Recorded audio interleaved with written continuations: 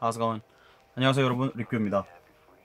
오늘은 이때까지 리뷰들과 조금 다르게 아이폰 X을 쓰면서 느꼈던 단점, 불편한 점, 애플에서 개선해줬으면 하는 그런 것 위주로 모아서 여러분이 아이폰 X을 구매함에 있어서 고려하게 될 부정적인 그런 심정을 한번 낱낱이 까보겠습니다. 첫 번째입니다. 바로 페이스 아이디, 인식률 문제입니다. 이전 제 영상들에서 많이 다루어졌지만 약간 각도가 달라진다던가 아니면 책상에 놓고 인식을 한다던가 지금 이런 상황처럼요 보고 있지만 막상 애플에서 광고를 할 때는 약간 이런 각도로 내려봐도 충분히 인식이 되는 것처럼 얘기를 했지만 사실상 인식이 어려운 결과물을 계속 보여줬습니다. 그런 것들 문제가 된다면 아마 아이폰 X 구매를 조금 꺼리셔야 될 것 같습니다. 왜냐하면 이미 아이폰 8, 8 플러스 같은 대체제도 있을 뿐더러 페이스 아이디로만 로그인, 로그아웃을 해야 되는 그런 상황이기 때문에 이게 거슬리고 인식률이 조금이라도 떨어지는 게 두려우시다면 아마 생각을 다시 해보는 게 좋을 것 같습니다. 거기다가 재인식의 텀이 조금 있는 것 같은데요. 예를 들어서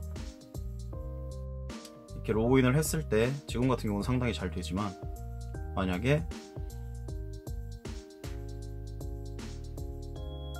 이렇게 안 됐다고 했을 때 바로 재인식을 할 수 있도록 버튼이 있거나 이렇게 리스타트 버튼이 있거나 아니면 다시 이걸 누르면 이렇게 재인식하는 게 아니라서 두어 번 정도는 자기 스스로 이렇게 하려고 하는 게 보이는데 저렇게 넘어가 버리면 패스코드 넣는 걸로 넘어가 버리면 패스코드를 넣을 수밖에 없는 상황이 됩니다. 그렇기 때문에 한번 다시 볼게요. 이 상태에서 자기가 한 두 번 정도 인식을 하려고 노력을 합니다. 근데 만약에 얼굴이 인식이 잘 안 될 경우에 넘어가거나 아니면 재인식할 수 있는 그런 옵션이 없다는 거죠. 더군다나 로그인이 가능해졌을 때, 즉 그 자물쇠 모양이 이렇게 해지가 됐을 때 바로 넘어가거나 아니면 바로 넘어가지 않거나 하는 옵션도 아직 존재하지가 않습니다. 그런 걸 봤을 때 사용자들의 인터페이스 상에서는 요구하는 것이 많을 텐데 너무 제한된 조건을 둔 게 아닌가 싶은 생각이 듭니다. 더군다나 갤럭시 S8이나 노트8 같은 경우는 이미 방식은 다르지만 얼굴 인식에 대한 내용이 많이 나와 있는 상태이기 때문에 그런 상대적인 비교를 했을 때 사용자들의 인터페이스가 아니면 유저 경험들이 조금 떨어질 수밖에 없다는 게 한계점인 것 같습니다. 제 생각은 이렇습니다. 아이폰 5S가 처음 나왔을 때 터치 아이디가 같이 나왔었죠. 나왔을 때는 상당히 혁신이었지만 그 1세대 터치 아이디는 속도도 꽤나 느리고 약간씩 그 인식하는 오류가 있었습니다. 그래서 소프트웨어로도 많이 업데이트를 해줬고 6 그리고 7 그 이후로도 계속 2세대 3세대라고 말하지 않았지만 그런 감압식 형식을 이용한 가상 버튼으로도 계속 업데이트를 해줬다는 거죠. 그래서 아이폰 X 같은 경우 만약에 이게 1세대라고 가정을 했을 때 아이폰 X 이후에 아마도 좀 더 빨라지고 더 확실하게 인식을 하는 그런 카메라가 만들어지지 않을까 그런 생각을 합니다. 그래서 사실 실험작이라 보다기에는 자기들이 나름대로 노력을 했으나 아직 좀 덜 다듬어진 페이스 아이디가 아닌가. 그렇기 때문에 이런 것들에 대해서 조금 걸리신다면 다음 세대를 기다려 보시는 게 좋을 것 같습니다. 두 번째입니다. 바로 노치 디스플레이, 극혐의 아이콘이죠. M자 탈모에 관한 내용입니다. 게임할 때라든지 유튜브 볼 때라든지 현재까지도 완전한 대응책이 나오지 않았어요. 이렇게 유튜브에서는 특정 영상에 대해서 줌인 줌아웃으로 해상도를 조절할 수 있다고 하고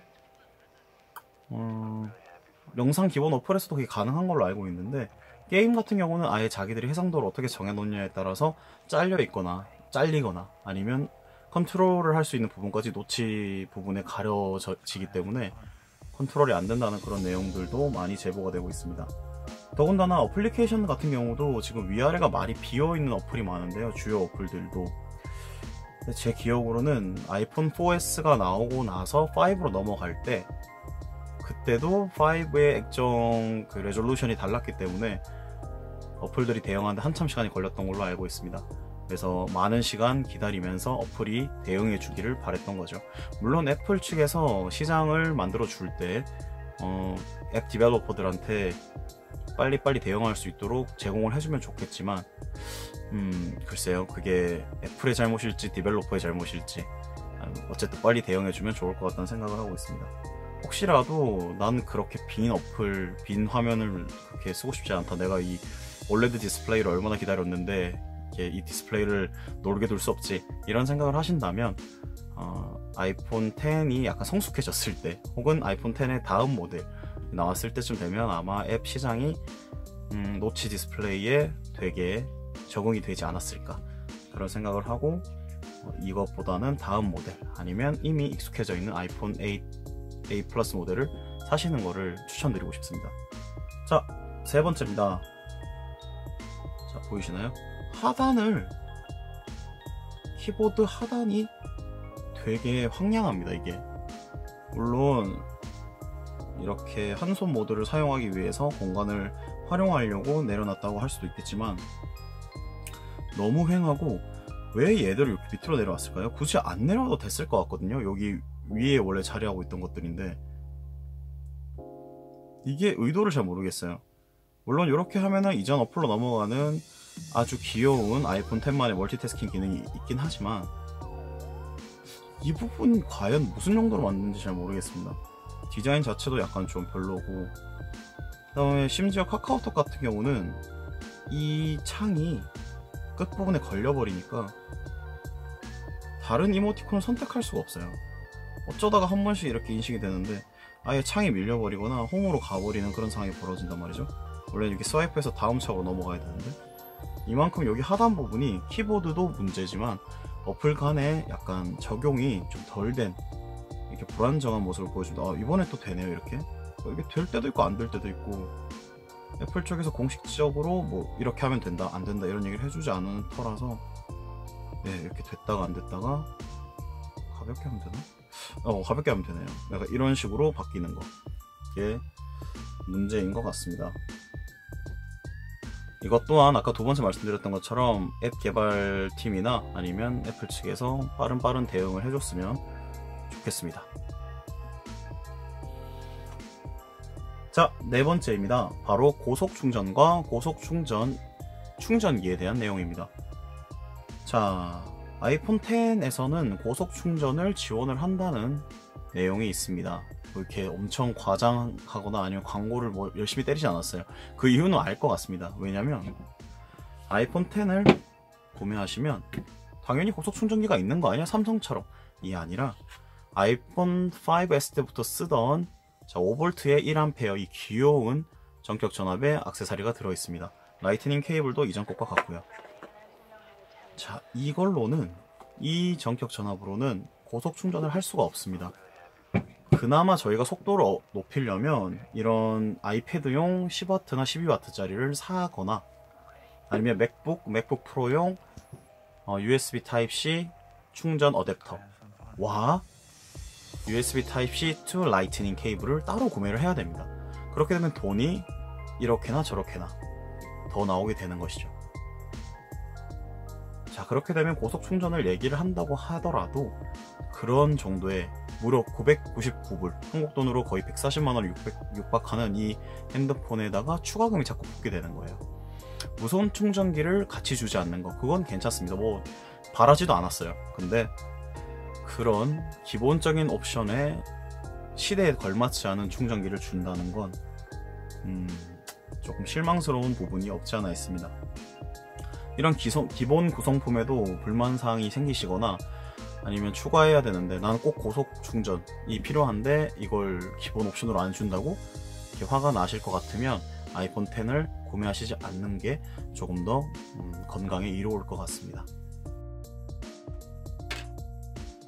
다섯 번째입니다. 바로 이어폰 잭입니다. 아이폰 7 때부터 이미 이어폰 잭 3.5파의 이어폰 잭은 사라졌고요. 아이폰 8에도 없고 당연히 10에도 없습니다. 그래서 저희는 이렇게 귀여운 동글 잭을 가지고 사용을 해야 되는 상황이 됐습니다. 자, 늘상 이어폰 잭이 필요하신 분이나 아니면은 이어폰 단자가 꼭 필요하신 분들은 좀 고민할 필요가 있어요. 이게 나름대로 고안을 했고 다른 리뷰들을 보시면 점점 음질이 좋아진다 이런 평이 있는데 어쨌든 얘는 불편해요. 사용을 해보시면 얘를 꼽고 다른 이어폰 기기를 꽂아도 이게 덜렁거린단 말이죠. 이 중간에서. 저는 이게 상당히 거슬리더라고요.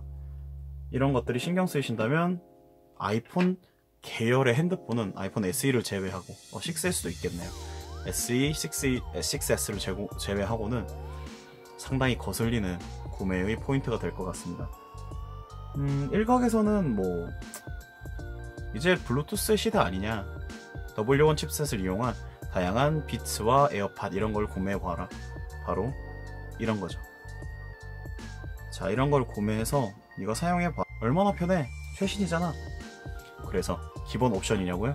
아닙니다. 219,000원이란 한숨밖에 안 나옵니다. 사실 잘 만들긴 했어요. 얘도 정말 호환도 잘 되고 맥북이랑도 호환이 잘 돼요. 21만 조심하지 않나, 그런 생각을 좀 해보고 있습니다. 자, 이렇게 여러가지 제가 2주 넘게 사용하면서 느꼈던 아이폰 X의 한계, 문제점, 또 여러분들이 구매에 있어서 꼭 짚고 넘어가야 될 것들, 여러가지를 제가 한번 짚어봤습니다. 제가 앞서 말했던 이런 사항들이 마음에 걸리신다면 조금이라도 구매에 고려를 해보시기 바랍니다. 왜냐하면 이미 너무 정형화된 문제들도 있고 애플 측에서 물러서지 않을 내용들도 있기 때문에 혹여나 좀 도와주겠지, 바꿔주겠지 라는 기대를 하신다면 그런 의심을 가지고 한 발짝 물러나시는 게 오히려 마음이 편하실 수도 있겠습니다. 하지만 이런 것들이 별로 신경에 쓰이지 않는다, 나는 그런 것들이 내 삶에, 내 패턴에 영향을 주지 않는다, 그러면 아이폰 X는 새로운 경험을 가져다 줄 좋은 핸드폰이 될 것 같습니다.